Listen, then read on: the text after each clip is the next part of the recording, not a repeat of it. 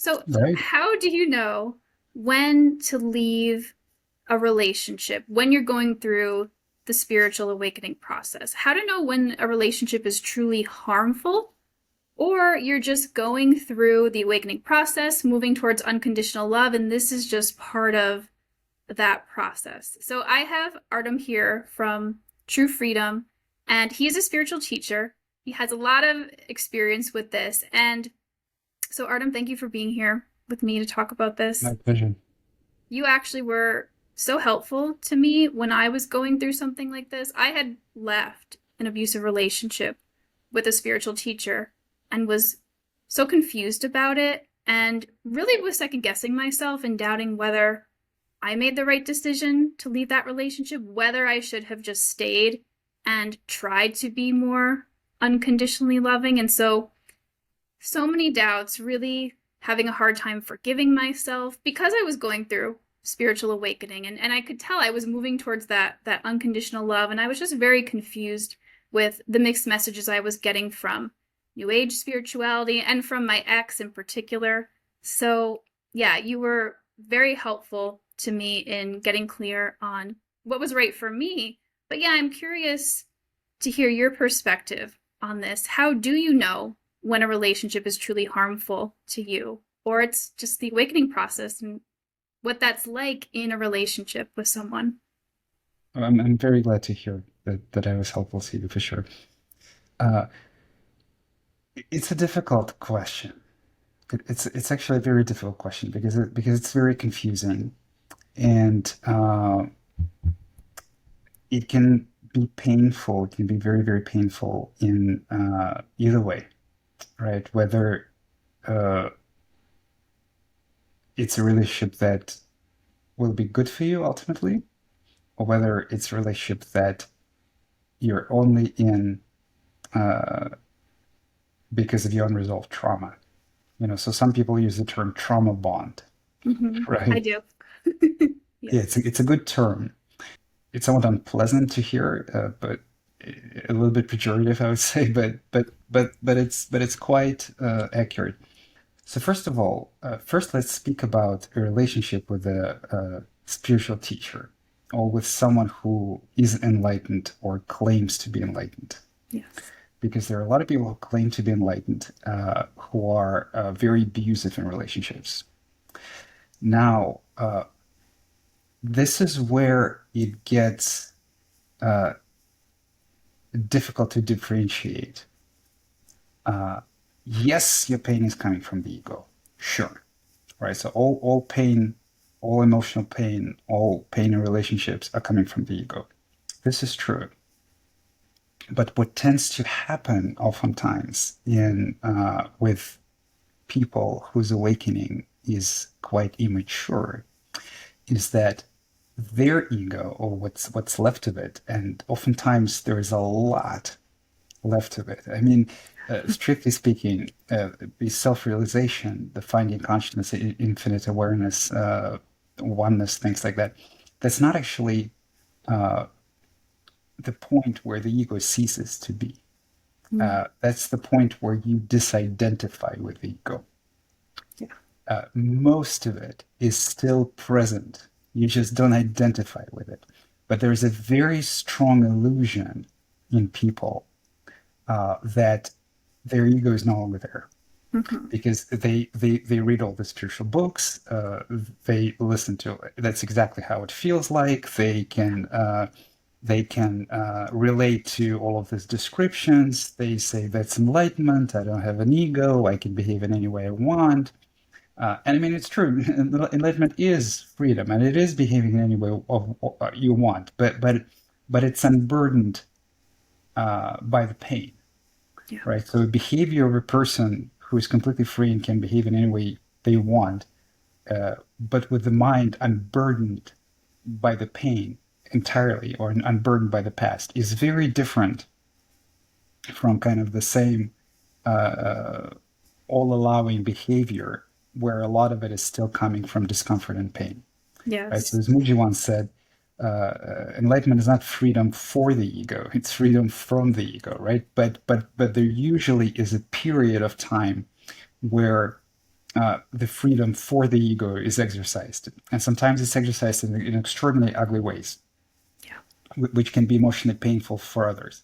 Which is not to say that it's not good for them, but this can get very confusing for a person who is also on the path and is trying to figure and they're trying to figure out themselves. So what tends to happen in such cases where the awakening is rather immature is that wherever there is any problem, right? uh, this so-called enlightened person would say, "Ah, this is your ego. The problem Yeah. is coming from you. Everything is your ego." So there's a lot of blame, Mhm. and there's a lot of reactivity towards receiving blame, Yeah. right? So they would blame you for your for your struggles, for your pain, for your dysfunction, let's say, which is entirely normal. If you're undergoing a spiritual awakening, of course there will be a lot of pain, there will be a lot of confusion, there will be anger and stuff. So they will have a tendency to blame you for it and make it much more intense for you, right? Yeah. And they will also will have a tendency to not take any responsibility at all, Yeah. right? So for their behavior, which is sort of, I mean, from their perspective, it's understandable because they're kind of exercising the freedom for the ego, and they're in this language, and they are fed up with being told what's wrong with them, which is a universal experience for everyone. There's a sort of rebelliousness and callousness that is also coming out from that, and them being told, them being blamed or judged is Mhm. actually quite uncomfortable for them, but they don't want to own it. They would rather deny it and react from a painful place, and a sort of a, at this point, more or less imagined position of spiritual authority, and try to put it all on you. Yeah. Mhm. Now, living with an authentically enlightened person is also difficult. That's why it can be very confusing. So actually, living with a person who has less ego than you do will also be difficult. Because sometimes they would say something that is difficult for you to hear. Sometimes you will hate them. Sometimes you will feel lonely with them Mhm. because they don't react. Because they don't react emotionally in a way that you expect other people to. So to say, they're not subject to emotional manipulation, basically, because every ego is fundamentally very emotionally manipulative, because every ego tries to control other people's behavior. Like Yes. whether you're a good person or you are a bad person, like a bad person or a good person. So whether you're like positive and think that you're an example for others, or whether you are hurt and angry and you choose to influence other people with the display of pain. Uh, Both of those are just coping mechanisms, basically. So both of those are ways that we unconsciously learn to influence other people to get what we want from them, and not to get hurt. Mhm. So ho- whatever strategy you have, whatever strategy your ego has in dealing with other people and influencing them, uh, it will probably fail to work, Yeah. and that can arise feelings of loss of control, loss of love. There could be a lot of thoughts, "You don't love me anymore," and things like that, because ego also confuses love with getting what it wants, right? So love is when you do things for me that I want you to do things for me. That's Mhm. that's what love is, right? Yes. Or ego tends to confuse love with praise. Whatever I do, you should be on my side. Even if I'm wrong, you should be on my side, and you should praise me. That's what sometimes is perceived by love. So the feeling of confusion and hurt will arise in both cases. Now, here's the thing: uh, a a more or less mature, uh, maturely realized person does not have a yearning to teach you. He does not, he or she, it doesn't matter. They do not have a yearning to help you. They do not have a yearning to point out your flaws. Yeah. They're perfectly okay with you as you are. They know that, like, maybe you are you still have a lot of ego. Maybe you're quite behind them in the spiritual development. Maybe you still have a lot of pain. All of this might be true, but they don't try to change you because they know that this journey is yours. Uh, they know that they can't rush it. Mm. They know that you are ultimately uh, at the driver's seat of your spiritual awakening, and they see themselves as a tool to you, as help to you, not as your boss Mm. or your spiritual owner.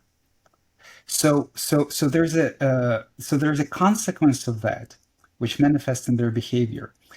They might still hurt you, and they might still hurt you a lot, but they don't do it deliberately. Right. That's the thing. So if you're living with someone who who hurts you uh, in your perception, right? So in your perception, your pain is coming from their behavior. That's actually not true. Your pain is coming from your conditioning. Your pain is coming from you. But in your perception, your pain is coming from their behavior. And like for example, they say something like some remark or something, and if you tell that if you tell them honestly and sincerely that, hey, this was painful for me, could you please not do that again? And if it's very difficult for them to say, oh, I'm sorry, I'll try not to, Mhm. but instead they say, oh no, this is all your ego, this is all your Yeah. ego, this is good for you, this is good for you, and then sort of double down, right? That's the difference. So they're trying to take ownership of you. They are trying to pull you. Uh, so it's not like it's damaging to you. I mean, in a certain extent, to a certain extent, they are right. To a Yes. certain extent, this is your pain and this is your ego, right? But what this does is it makes it very obvious that they want to push you. It makes it very obvious that they're not going to respect these requests, and Yeah. it makes it very obvious that they are not accepting of you, of your current position on the spiritual journey as it is right now, Mm. right? So like so and a maturely realized person is ultimately flexible in their behavior.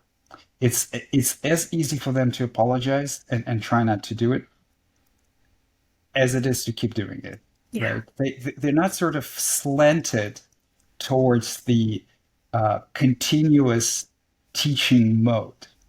It's very easy for them to be just ordinary people and use ordinary language and just have an ordinary conversation.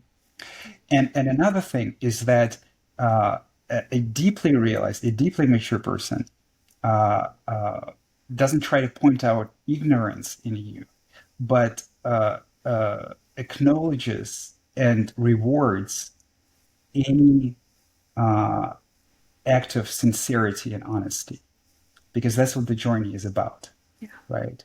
Not like for as long as you have an ego, you're not going to be completely ultimately honest, because ego is very deceptive and it's based on self-deception. It's not a possibility for you to be completely ultimately honest, right? So there will be self-deception, and there will be some contradictions, and there will be some hiding, of course, right?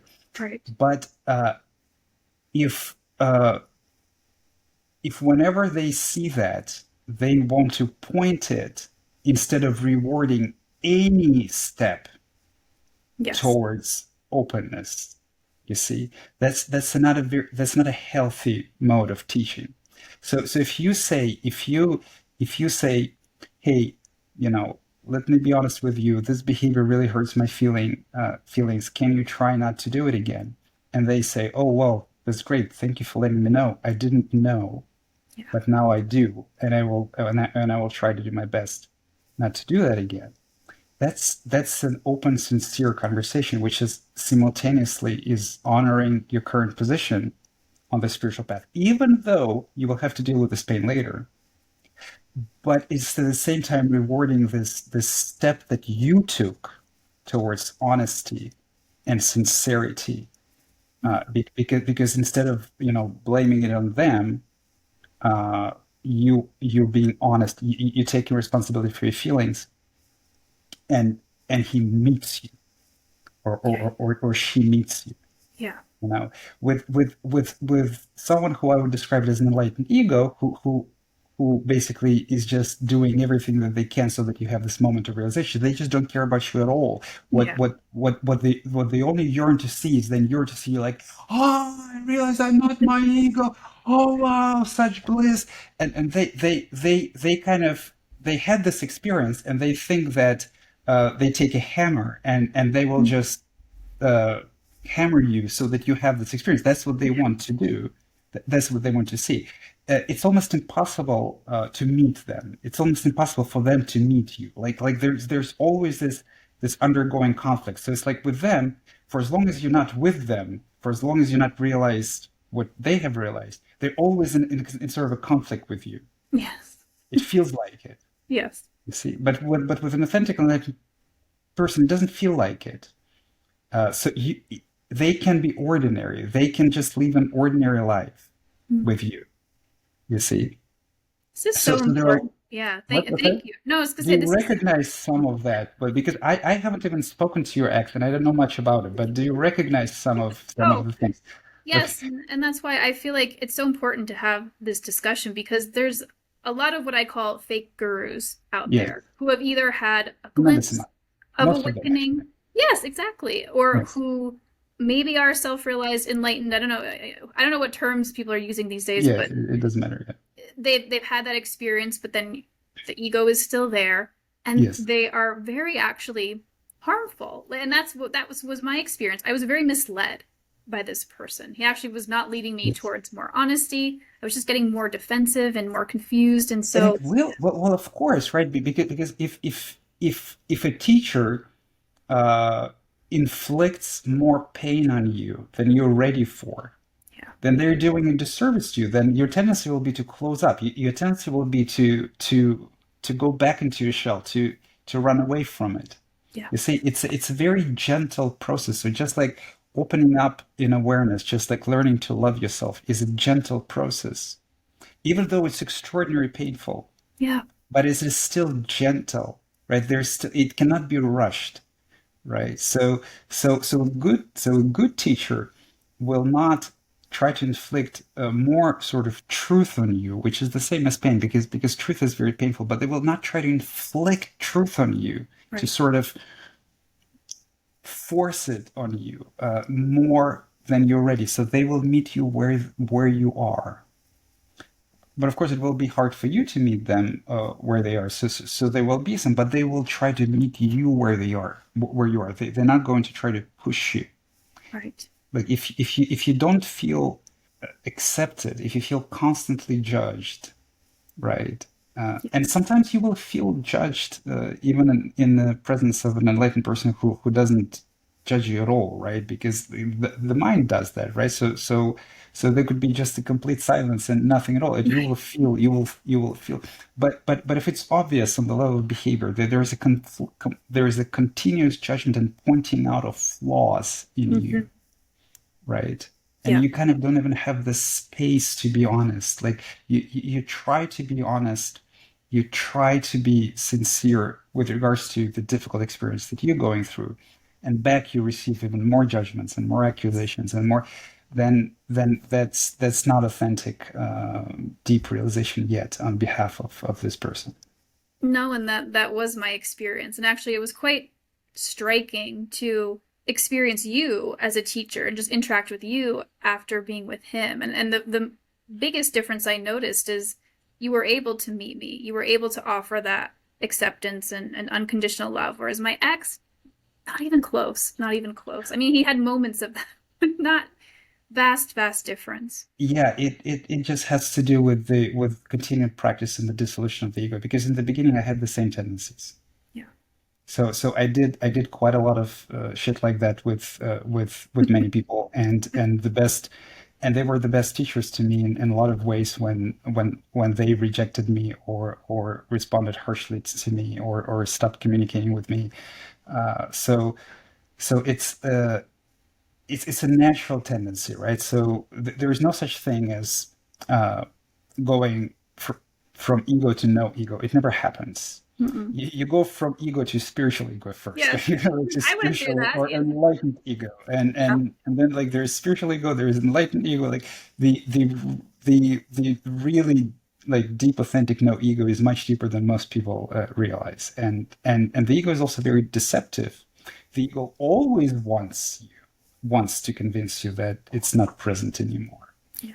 Always, because the very admission that it still is, you know. Uh, Yeah. Osho once said, "But the mind that is not still is." You know, he says just such, things in such weird language. But basically, even if you feel like your awareness and completely beyond the mind, there most likely is still a lot of ego in the mind, and it manifests itself in this kind of ugly ways. The other tendency that you will notice if you're living with, if you're undergoing through with a spiritual awakening, and you are living with a person who is authentically much deeper realized than yours, is that you will notice that you will try to put restrictions on their freedom. Hmm. And I'm not talking about, we can have another conversation about that. But I'm not talking about like freedom as in, seeing or sleeping with other people. I Right. mean, people should have open conversations about that and whether it's acceptable to you or not acceptable to you and things like that. But I'm talking about just sort of freedom in day-to-day lives. So you will feel uh, angry with them or judgmental of them when they don't do things the way you want to do. So the most important thing is, even if you verbalize that, uh, whether aggressively or passively aggressively and things like that, is how they react to that, right? So if they react very aggressively, if they react in a very conflict uh, rich manner, Mm. then it's also probably coming from their pain. So uh, uh, don't let them, don't let anyone, not even like a teacher, don't let anyone convince you that you are the source of their problems. Mm. Yeah. That's what the ego is actually. So ego is when we get convinced uh, when we were very little, that we get convinced that there's something wrong with us, that we're a burden to our parents, for example, that we're a burden to society, that we are a problem. So someone who's trying to convince you that you are a problem cannot be doing that to free you from the ego. There could be some uh, benefit of value in such behavior because it exposes your own pain.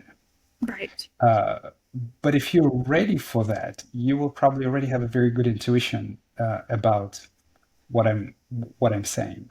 Yeah. A lot of people don't have a very good intuition about what I'm saying, and they actually believe it. And in this way, it makes them more confused. So they basically continue to exist in an abusive relationship, even though so they continue to live against themselves. So it's Right. very easy to fall prey to a kind of fake guru that will tell you that they're leading you to freedom, but actually they're just as exploitative of you as any ego is, and they will kind of try to convince you that you are the source of their problems. So you're not the source of anyone's problems. Now the other side of that is that uh, even is that a deeply realized person would still not necessarily succumb to your demands. They might, if for temporarily, if it's easier for you, out of their love for you, because they want to be with you, but they don't have to, Mm. right? So they might still live their life the way that they want, not the way that you want them to live their lives. But they're not going to be angry about it. They're not going to be bitter about it. They're not going to point fingers at you, and they're not going to make you feel bad about, because they know that you already feel bad enough. Yeah. You know, by trying to take ownership of them, you already feel bad enough. You do this out of insecurity. They're not going to make you feel even worse. Just they already know that the very fact of them not succumbing to your demands is going to make you feel worse already. Why would they add on top of that?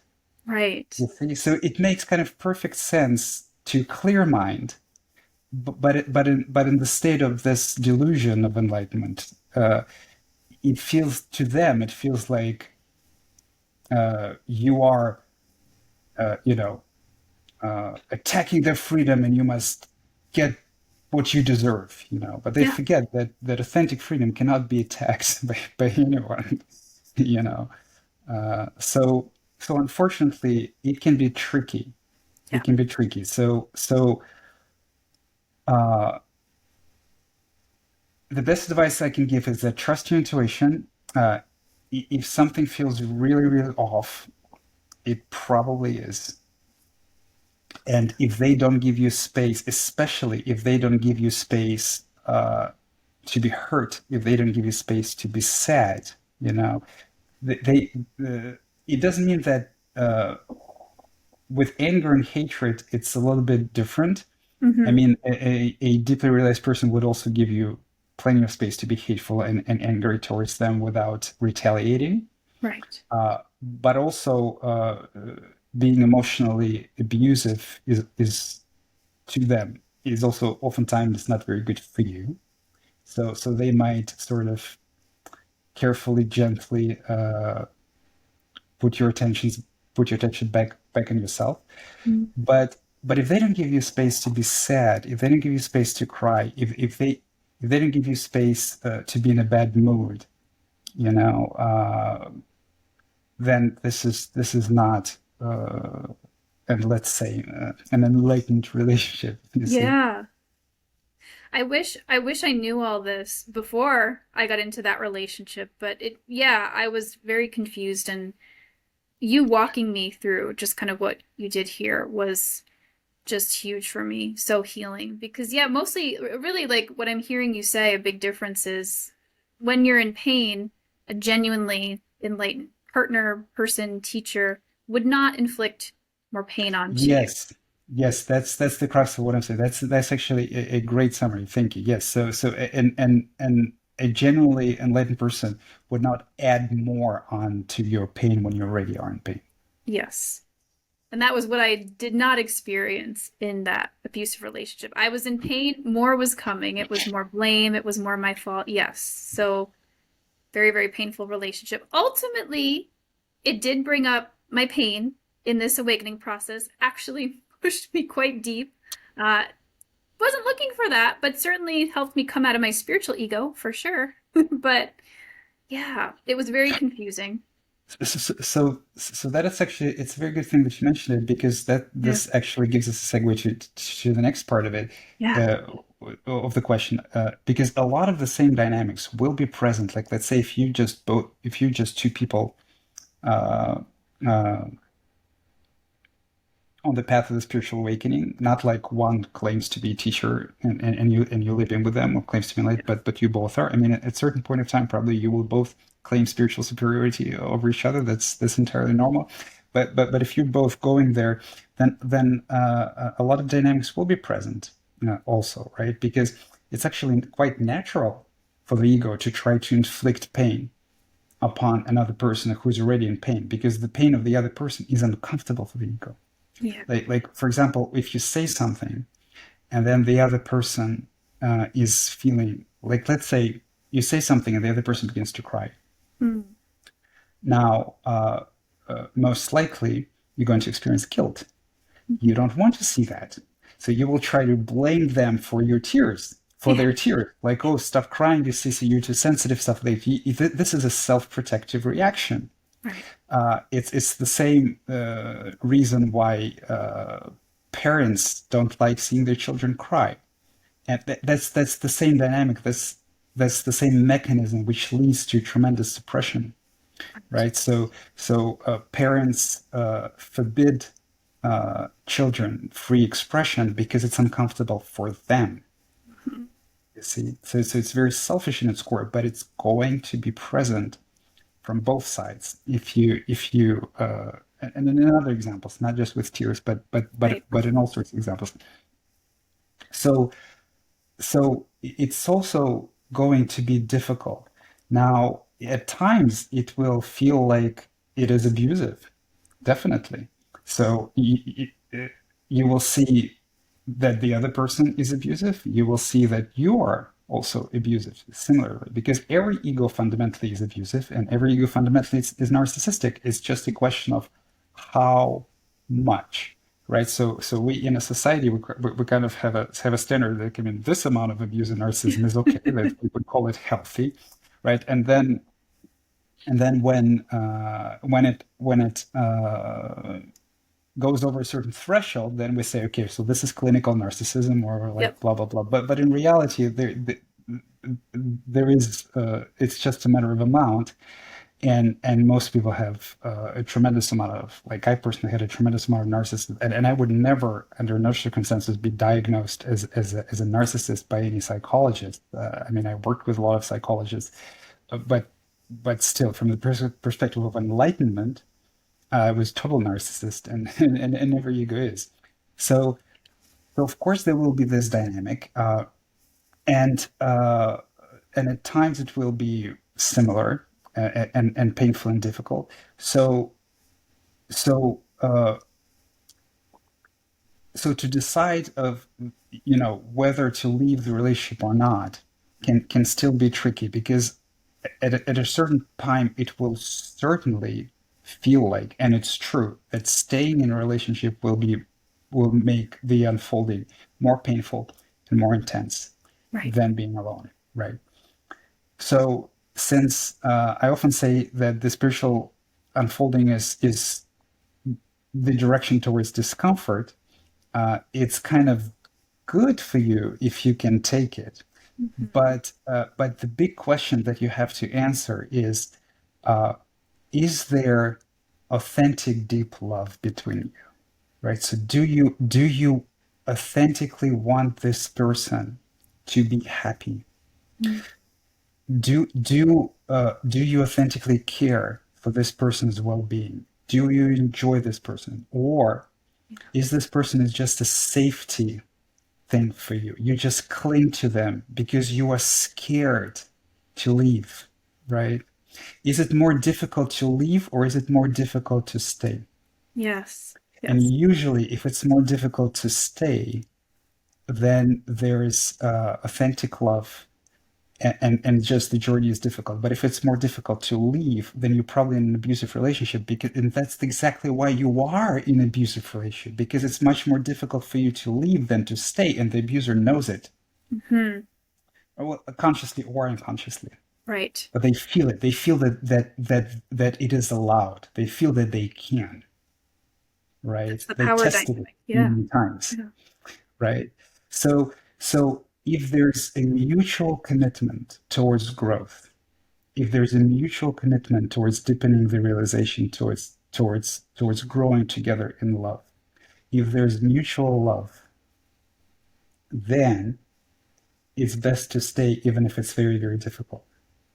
And usually, if it is present, then even if you fight, even if it's very difficult, then after some time you still have a sincere, open, heartful conversation. You make up, you cry your tears, you say your apologies, you forgive each other, and if this dynamic continues and you grow and evolve and learn from every such episode, and you learn how your childhood traumas provoked this episode, and kind of connected to their childhood traumas, and you played out this not very healthy roles of, let's say, an accuser and a person who always guilty and or kind of, and you can also honestly and consciously talk about it and hug and forgive each other and cry about it, then I Yeah. would say this is wonderful, because the growing together in love can be the most intense and the most productive experience in the spiritual path.